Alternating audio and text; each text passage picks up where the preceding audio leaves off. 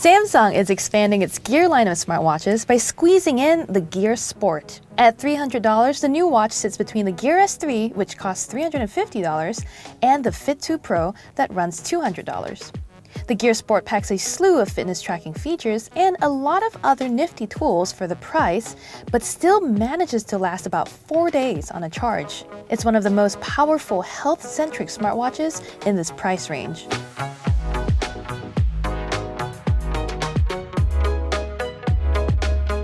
I adore the Gear Sport's round face and shiny chrome finish.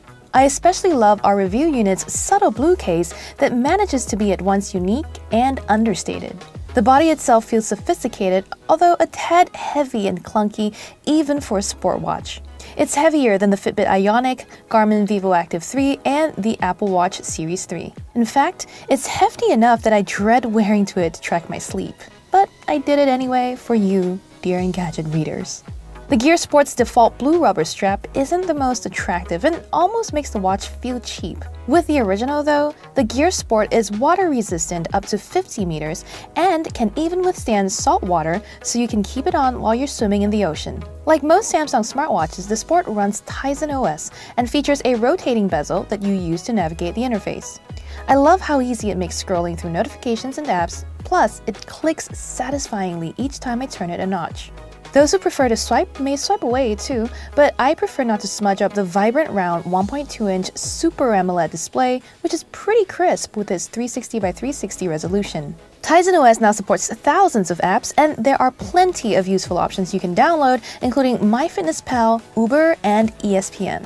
Even if you don't add any apps yourself, the Gear Sport comes chock full of pre-installed options, though you can't delete most of them. Some of these are useful, like Messages, Samsung's own S-Health, and S-Voice. But some, like Flipboard's News Briefing, just add clutter. Install too many and your app menu quickly loads up. Luckily, you can rearrange them so your favorites are up front and easier to access.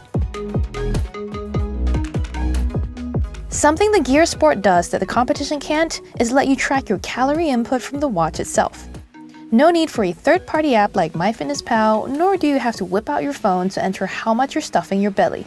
It's a lot more convenient and also gives a clearer picture of your progress throughout the day. Since the Gear Sport knows your net calorie intake, it can and will remind you to either work harder to burn more calories or eat more if you're under your minimum. This makes the Gear Sport feel like a health-first device.